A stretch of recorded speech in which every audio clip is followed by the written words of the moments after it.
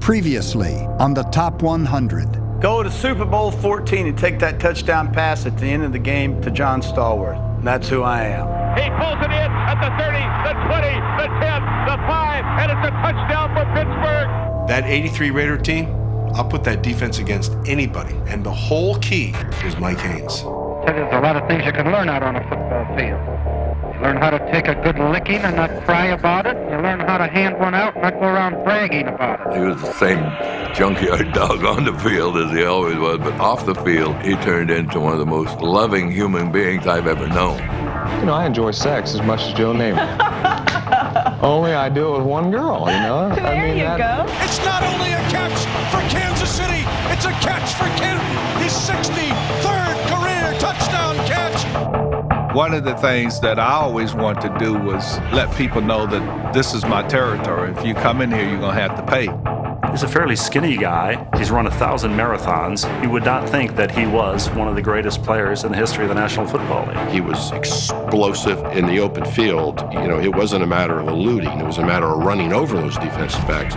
Who knew that that kid was going to turn out to be one of the greatest all-time players? Picked up by Woodson. He's got green carpet. Rod Woodson goes all the way for the Steeler touchdown. And now, the countdown continues.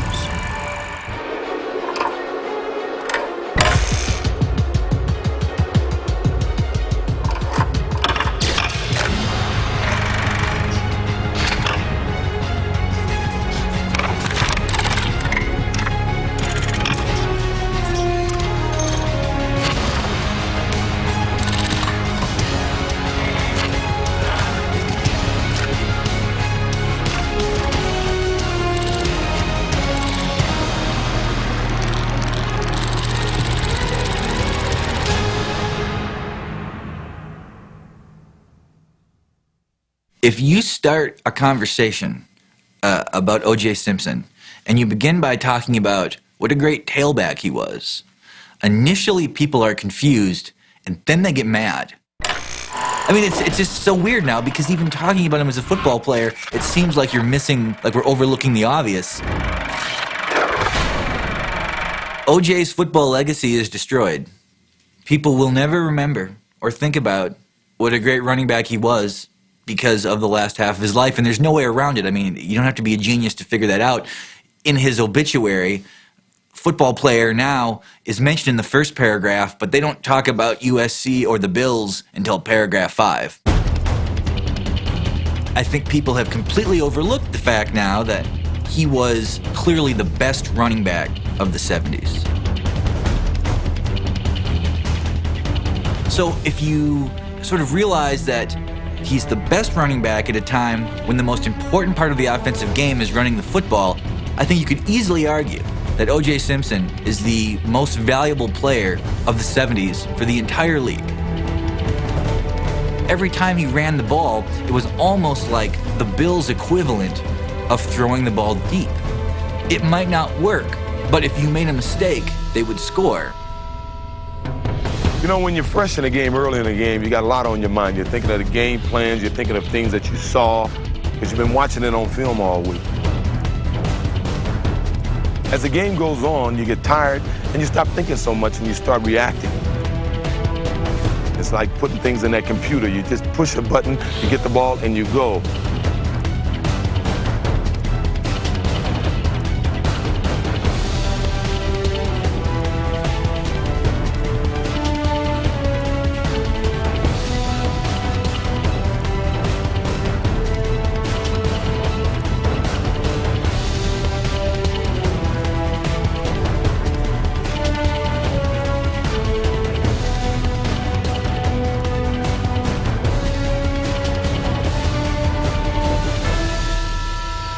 I've seen footage of O.J. Simpson running the football dozens and dozens and dozens and dozens of times, and I can't, for the life of me, even remember the number of the guy handing him the ball. He had no element of surprise. He had no passing game to sort of change the way defensive played him, and he was incredibly effective. He was not going to play in a Super Bowl. There was no shot. So he has this game on Thanksgiving where he rushes for 273 yards. Proof that the best football player in the world is just sort of being wasted on this team going no place. On Thanksgiving 1976, Buffalo's quarterback completed 4 of 21 passes for 29 yards. O.J. Simpson ran 29 times for a then single-game record 273 yards in defeat. I tell you, they're behind on the scoreboard, but you get the feeling they've won something here today.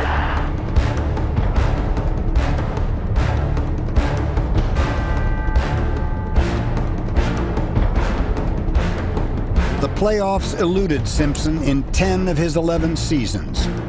Jim Brown's single-season rushing record did not. In 1973, playing a 14-game season, Simpson sprinted for a staggering 2,003 yards. Gaining 2,003 yards in a 14-game schedule is substantially more impressive than Eric Dickerson's best season, or Barry Sanders' best season, or Terrell Davis's best season. O.J. running left. O.J. 5 more. There it is. He did it. He did it. Yeah. I just wonder if the three of us at this moment fully realize what it has been our great privilege to watch O.J. Simpson run for 2,000 yards. Beyond seeing what he's tangibly doing, there's then that intangible quality of what would happen if he played for the Steelers? Or what if he was on the Raiders? How many yards would he run for? That actually kind of lifts his greatness.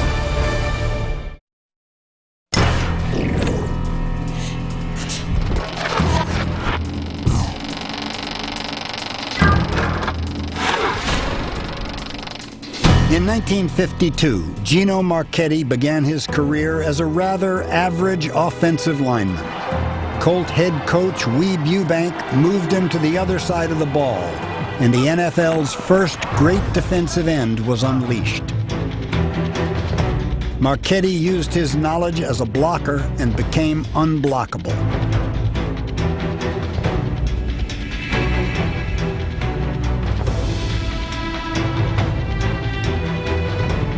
Here he comes from the left against Green Bay. And does he pulverize Bart Starr? He's 6'4", 246 pounds. And today, that's, a decent size for an outside linebacker. They called him Gino the Giant because he was one of the biggest people in the league. Look, Chuck, Jim Taylor wants the ball. I think Mr. Taylor changed his mind, wouldn't you? My vision of Gino is flying around the end, shirt tail flying, jumping over a fallen body that he just threw, and the quarterback's eyes getting about that big. That's my picture of Gino. If you look at film on him, he's always flying around the end. I mean, he's not bull rushing very much, although he could. He was quick, he had great athleticism, and he'd shed you. He would just throw you. Here's a fine close-up look at number 89. Watch him as he moves one way, and now pops back into the hole to stop Detroit fullback Petrosati dead in his tracks. There's a great story about Gino. He was, they were playing in San Francisco, and the guy opposite him was Bob St. Clair, who was a college teammate at the University of San Francisco and currently in the Hall of Fame.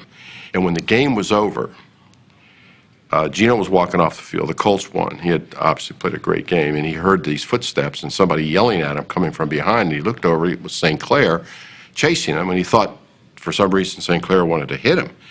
And St. Clair came up to him and said, put his hand on his shoulder, and he said, I just want to say I touched you once today. Never laid a hand on him. Unfortunately, we can't support his career by statistics.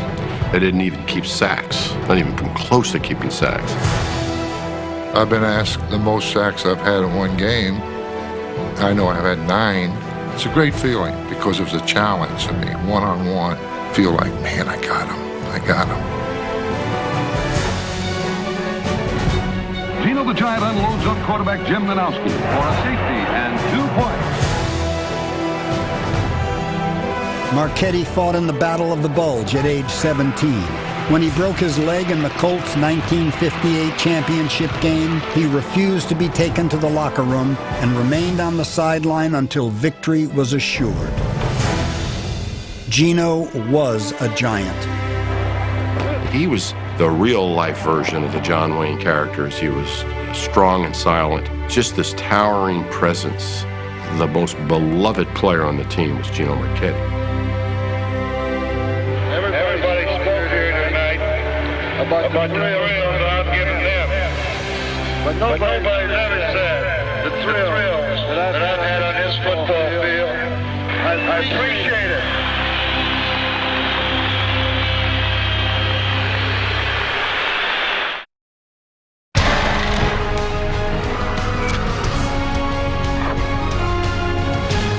When I look at where the game is today in the NFL, I can point to Lance Alworth as having influenced it maybe as much as any person ever.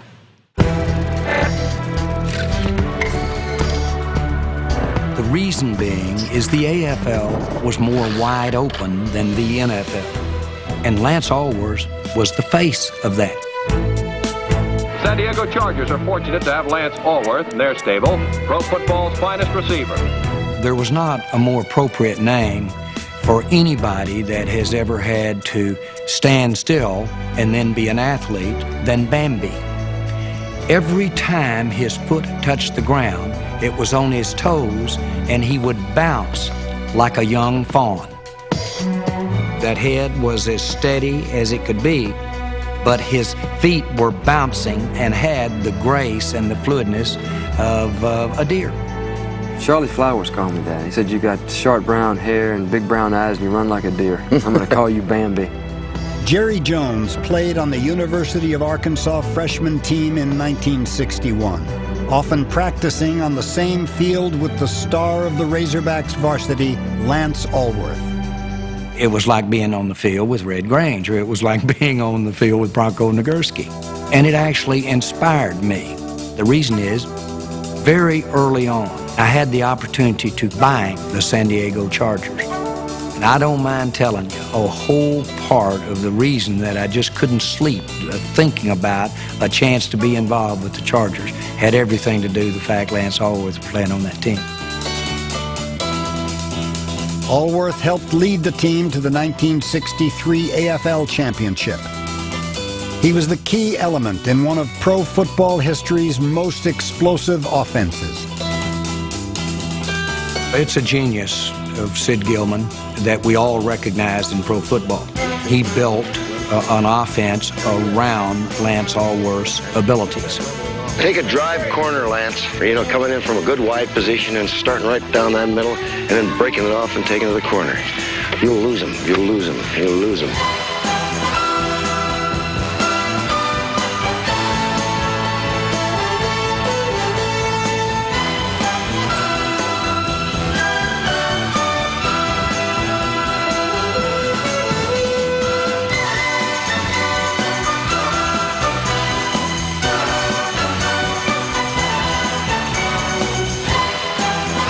Alworth's artistry resulted in 7 seasons with over 1,000 yards receiving.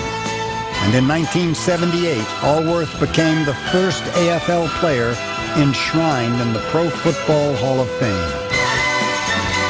To me, knowing what it takes to be a great receiver today, Lance personified that. And you look at what the AFL has contributed to the game.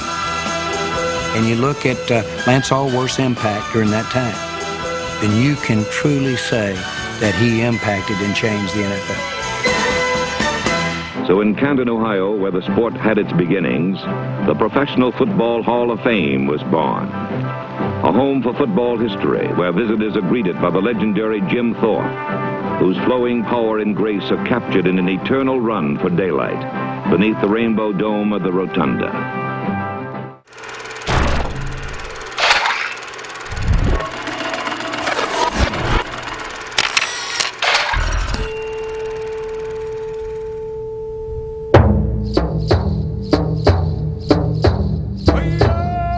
He was named Bright Path by his Native American mother.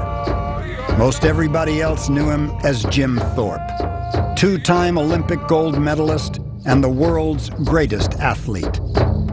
Whatever sport you happen to care about in America in 1912, Jim Thorpe did it better than anybody. I mean, if you were a track and field fan, he was the greatest runner in the world. If you were a baseball fan, he was one of the greatest baseball players in the world. If you were a football fan, he was the greatest football player in the world. He happened to be one of the great billiards players of all time, although people don't really know that about him.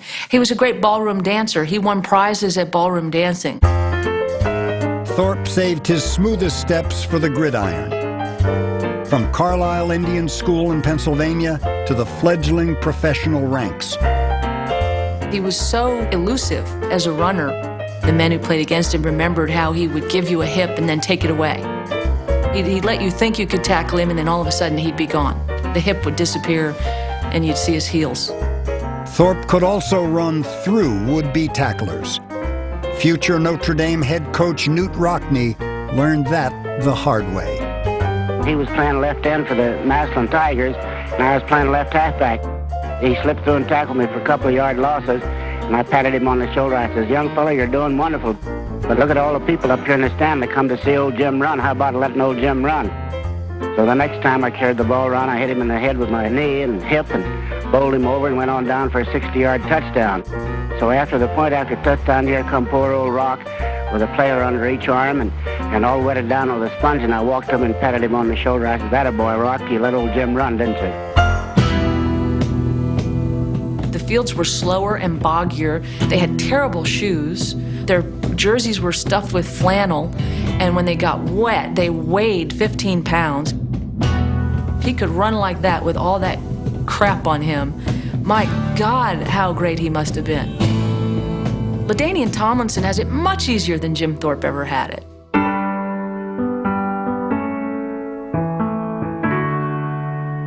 There wouldn't be an NFL without Jim Thorpe. In 1920, he gave the newborn league credibility as its first president and its first on-field star. He played for several teams, including the all-Native American Oorang Indians. This is the only footage known to exist of Thorpe playing in the NFL. We know him mostly from faded photographs, yet his legend runs on. We hear the faintest echo of what he was, but it's loud enough. Had anybody been there to see the real thing, I think we'd call him hands down the greatest player who ever lived.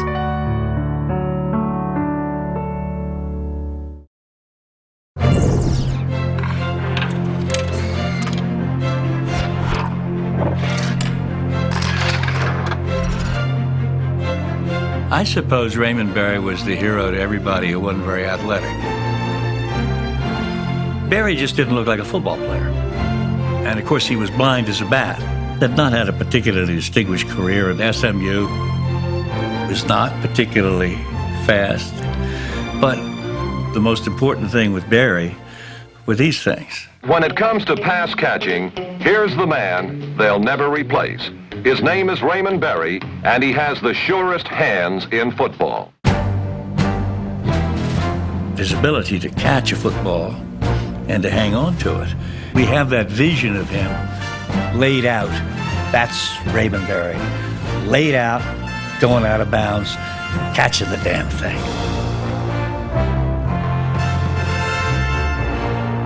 In 1958, Berry emerged from relative obscurity to earn recognition as one of pro football's elite performers.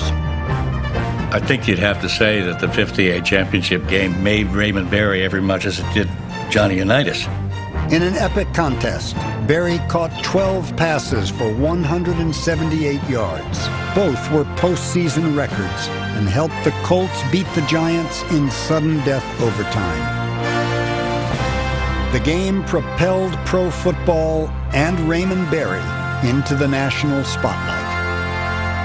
Hey, you still using that greasy kid stuff on your hair? Sure, why not? Cause Vitalis keeps your hair neat all day without grease. Give it a good workout. Berry had to almost construct himself by the hard work, devotion, and dedication.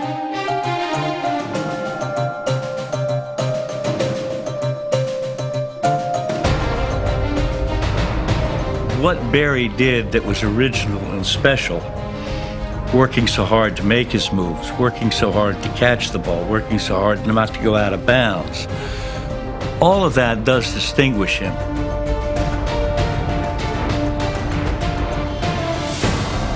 Practicing over and over and over and over again, and getting Unitas to stay out and practice after practice so that it becomes absolutely second nature. Raymond Barry's relentless pursuit of perfection enabled him to retire as the league's all-time leader in receptions. Intangibles, I now realize, are just as much a gift as strength, speed, all that. I just love to play the game, and I love to play it right. It really ticked me off to not have top performance. So I was set on go all the time, looking for ways to get better. It's the old cliche of brain over brawn. Nobody represents brain over brawn who's ever played the game better than Raymond Barry.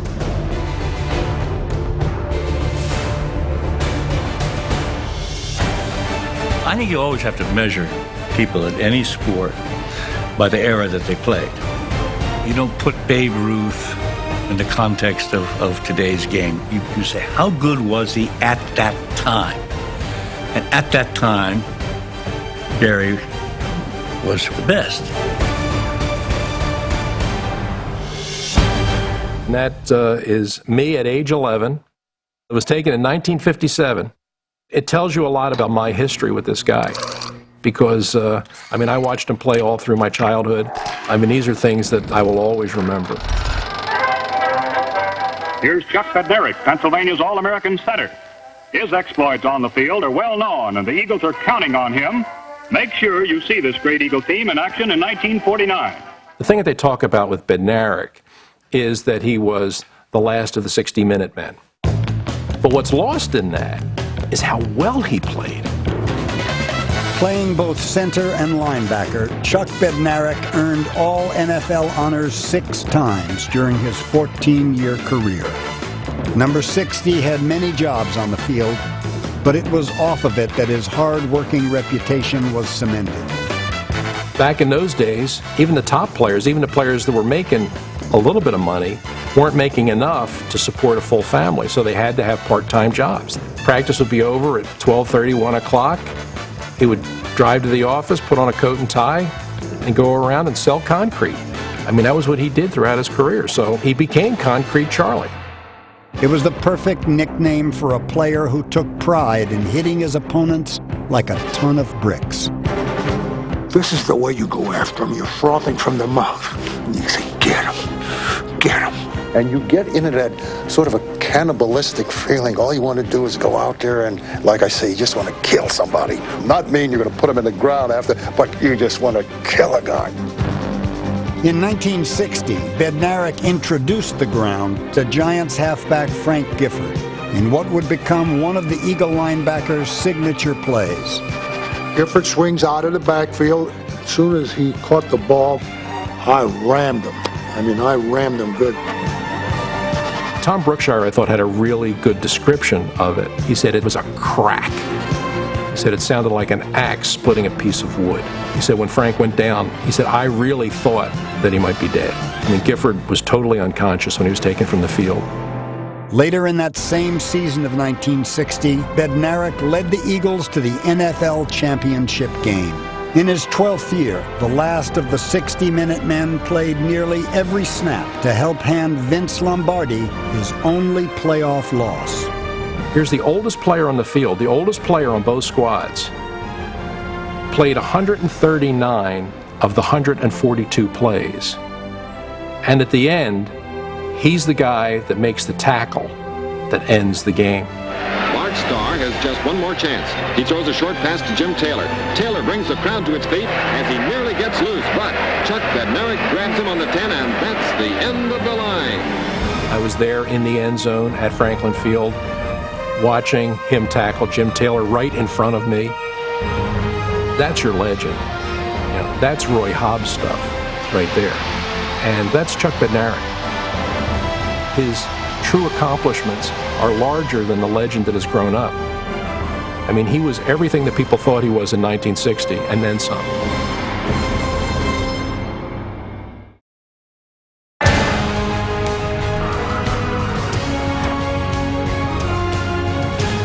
Before the countdown continues, here's a look back at numbers 40 to 35. Number 40, O.J. Simpson. Number 39, seven-time first-team All-Pro Gino Marchetti. Number 38, a player who gained over 200 yards receiving, an NFL record 5 times, Lance Alworth. Number 37, widely considered the world's greatest athlete, Jim Thorpe. Number 36, Raymond Berry.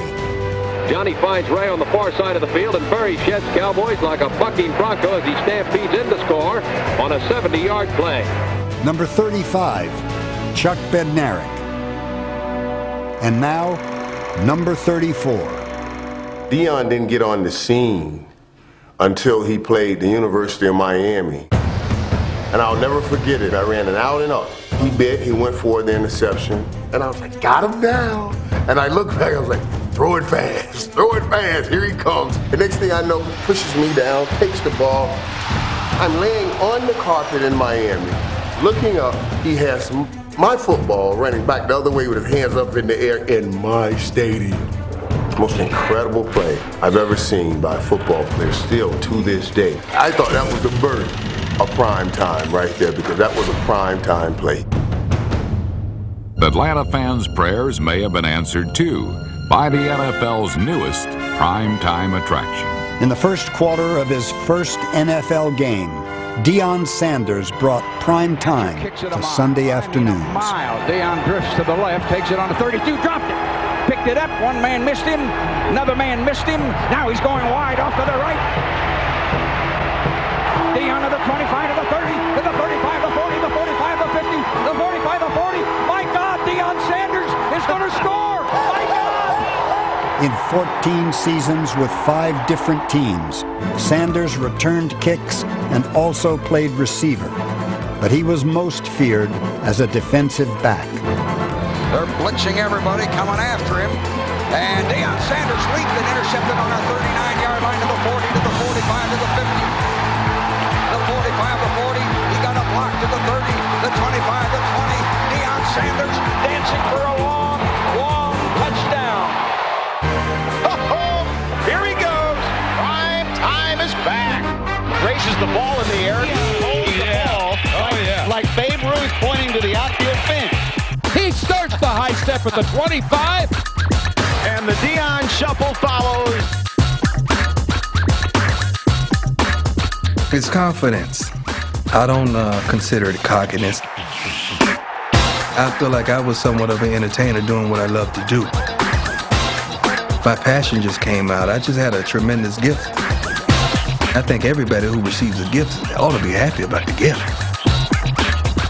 We like to say if he's showboating, then that means he's empty. You know, like the truck that goes over the track, the empty truck makes the loudest noise. But Deion makes noise, and he is full. Don't you fool yourself. You're not just playing Deion, the physical player. You're not just playing Deion, the quick cornerback. You're playing the cerebral guy that thinks the game through, that understands the game. As we were traveling, Deion had his laptop. He's studying the whole trip. I'm trying to talk to him, man. He's studying. I was like, this is what you were doing when we were playing against each other. I had plenty one-on-one battles with Deion. I walked out of games, 1 catch for 4 yards. I don't think anybody's ever helped me to 1 catch for 4 yards, but Deion. He plays chess with you the whole game. My job is to be at a certain spot at a certain time. I don't have time to play chess with you, Deion. I have to go. But he does that. He makes you play chess. And a lot of times, you'll miss that spot. Sanders made 53 interceptions, scored 22 total touchdowns, and won back-to-back Super Bowl rings with the 49ers in 1994 and the Cowboys in 95. He came to the NFL with glitzy nicknames, Neon Deion and Prime Time. then backed them up with performances that ensured he would also be called one of history's best. I think Deion Sanders is the greatest athlete I've ever been around. But you rarely see a guy this gifted work this hard. That's what made him great. He didn't rest on his gifts. When you see the combination of the two coming together, you get the Michael Jordans and the Tiger Woods and the Deion Sanders.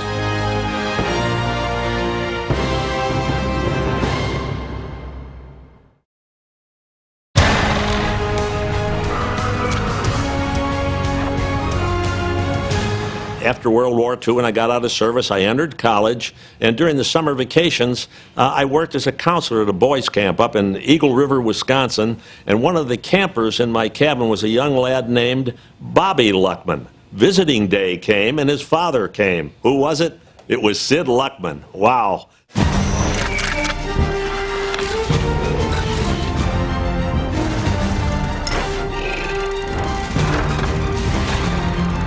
Growing up in Chicago, I was a Chicago Bears fan, naturally, and Sid Luckman was their quarterback. You had to see Sid Luckman play in order to believe how good he was. Sid Luckman was the first man to throw for over 400 yards in a game. He threw on that day 7 touchdowns, a record that has never been broken. Average yards per attempt, only Otto Graham. More than Sid Luckman. Touchdowns per attempt, he still ranks #1 all time. He still holds almost all of the Chicago Bears passing records, even though all those years have passed and the Bears have had a long and wonderful history. The 1940 NFL championship game remains among Chicago's greatest moments, when, against the Redskins, Sid Luckman ran George Halas's T-formation offense to perfection. Sid Luckman, as a quarterback, was the man who precipitated the T-formation. He's the man that made it work. 73-0. The largest margin of victory in the history of the National Football League, and it was a great victory for them, and the town sure did celebrate. In 1943, Luckman set new NFL records for touchdown passes, passing yards, and passer rating. That year, 1 out of every 7 passes he attempted went for a touchdown. Luckman's performance in '43 is still regarded as perhaps the greatest passing season of all time. And to think Luckman might have improved on it had he not taken time out to serve his country. You're seeing the mighty Bears for the last time. 10 of them are leaving for the nation's armed forces. Luckman's farewell to football for the war's duration. A touchdown pass to Clark. The Bears win 41-21, and Luckman joins the U.S. Maritime Service with the best wishes of the entire world of sports. A letter from Halas to Luckman showed the respect the coaching legend had for his star player. Coach Halas was 88 years old, and he wrote me this letter before he passed away. My dear Sid, I love you with all my heart. 44 wonderful years of knowing you was summed up by 7 words. My pride in you has no bounds. You were the consummate player. My devoted friend, you have a spot in my heart no one else can ever claim. God bless you and keep you, my son. I love you with all my heart, George Halas. It's touching now, even as I read it many years later. Sid Luckman, he is so well renowned even today among those of us who know the game well. In the 1958 championship game against the New York Giants, John called a play, which was right over me. The ball snapped, I charged forward with my head down, and Alan Ameche scored. I was really impressed with that block. Then on Monday, I run the film down to this particular play, and I found out what happened. When I charged forward, I hit Jim Parker in the butt, and he blocked Rosie Greer, and I fell down on top of both of them. But for 24 hours, I had this illusion that I had made a touchdown block.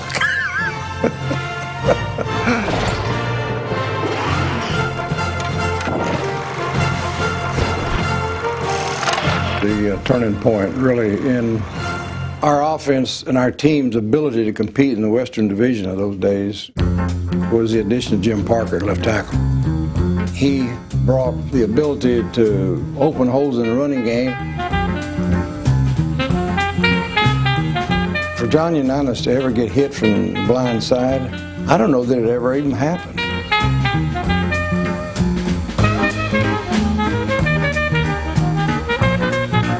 Coach came up to me and told me that I like steak. I thought he was crazy. I said, hell yeah, I like steak. He said, see that man over there? That's Johnny Unitas. And if you protect him, we all eat. If you don't, nobody eats. Over his 11-year career, Jim Parker made a habit of gobbling up Hall of Fame defensive ends. One that comes to my mind to start with is Ernie Staltner, the fearsome foursome Doug Atkins. Parker neutralized him. He was a premier left tackle in the National Football League.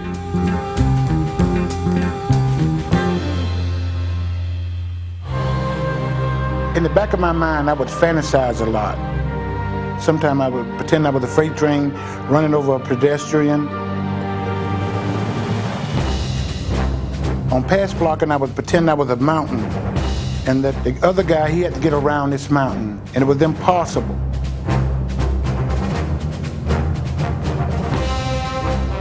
You must understand that in the modern day game, what the offensive linemen are allowed to do under the rules. Do this, this.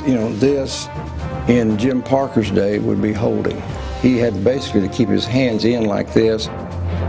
We tried to get that ball out of there in 2.5 seconds. And if Jim Parker had done that, extension of the arms, grasping, encircling,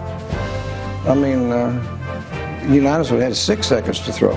He said that he would occasionally punch like that real fast to get them back. When you're a 280-pounder, he pops that left out. It gets your attention. Jim not only played the left tackle position, but they ended up playing left guard too. The year that Lenny Moore established an NFL touchdown record for a halfback, the key play in that season was where Jim Parker at left guard pulled and led him. Jim had the speed and mobility, weighing 275 and 280, to do that. The cult hero who launched Lenny Moore's runs and saved John Unitas' skin became the first full-time offensive lineman elected to the Hall of Fame. I remember one day I called, I was having trouble trying to make the team. Raymond said I had the team made because I was the first draft choice, but I kept a suitcase packed for the 11 years I was there. I just want to thank you.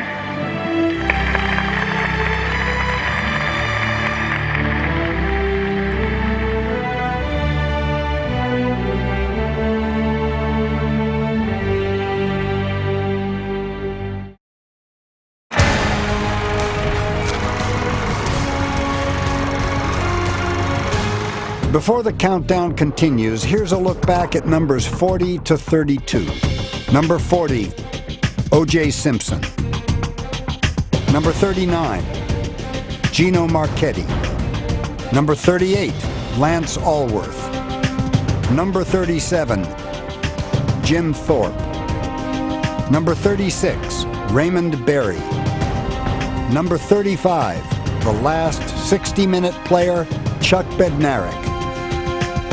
Number 34, Deion Sanders. Deion Sanders, touchdown! Number 33, a player who once threw 7 touchdowns in one game, Sid Luckman. Number 32, Jim Parker.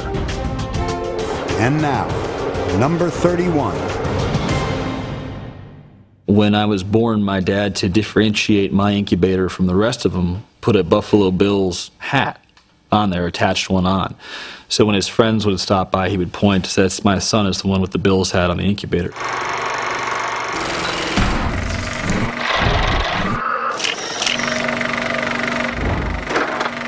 I was born in 1985. Bruce Smith was drafted by the Buffalo Bills #1 overall out of Virginia Tech in April of that year.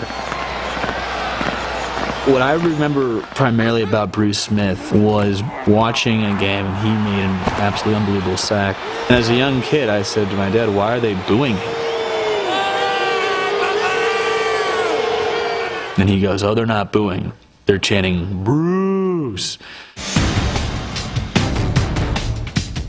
Nobody ruined the run more effectively than number 78, Bruce Smith.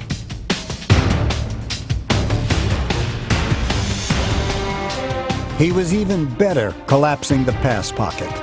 Smith played 19 seasons in the NFL. In 13 of them, he had 10 or more sacks. The city of Buffalo really loved Bruce Smith because he had that kind of working class ethos that you often see in Buffalo. He was tough.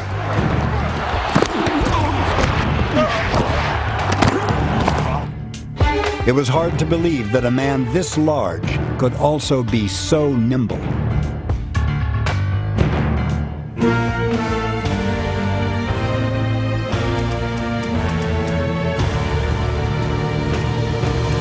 With his 6'4" frame, he was very agile. He would do this amazing 360 spin move and absolutely have a one-on-one chance encounter with the quarterback.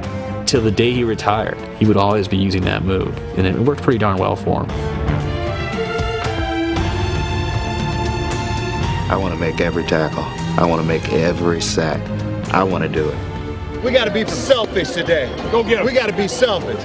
When it's 3rd and long, say, I'm going to make a play. Don't depend on nobody else. I haven't found another job yet that'll pay me $1 million that I can go out and kick the shit out of somebody and not have to go to jail. That's one thing about it that I truly love. He definitely was sort of a ham in front of the camera. This movie is rated R. Adult language and violence. Lots of it. He definitely looked good out there. I mean, he brought a certain flair to the field that Buffalo embraced. Bruce Smith, game of the century. Game of the century. Bruce Smith. He won more one-on-one battles than any other player in the history of the NFL. And how do you win more one-on-one battles than anyone in the history of the NFL? You got to be tough. You got to be smart. He was able, when people saw him on tape for years, still get amazing sack numbers close towards the end. That means nobody ever really figured him out. And they're got him. They sack him. They sack him at the 10-yard line. Oh, baby! Oh, baby! Smith's 200 career sacks are the most in NFL history. His career, a requiem for opposing offenses, marked by the sound of wincing quarterbacks and one rousing refrain.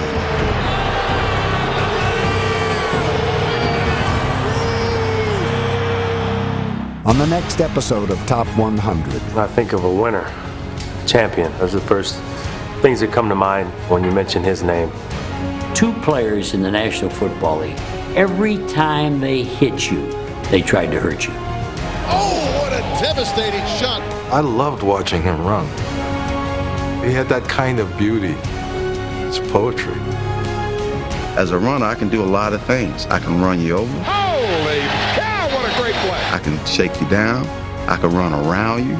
I can go through you if I had to. Unbelievable how this guy makes people miss. I told him that I was a quarterback and I was a big fan. He put his hand right here and said, son, you're going to be a good one, young man. You're going to be a good one. And I never forgot that. What a joy it has been to watch that man play football.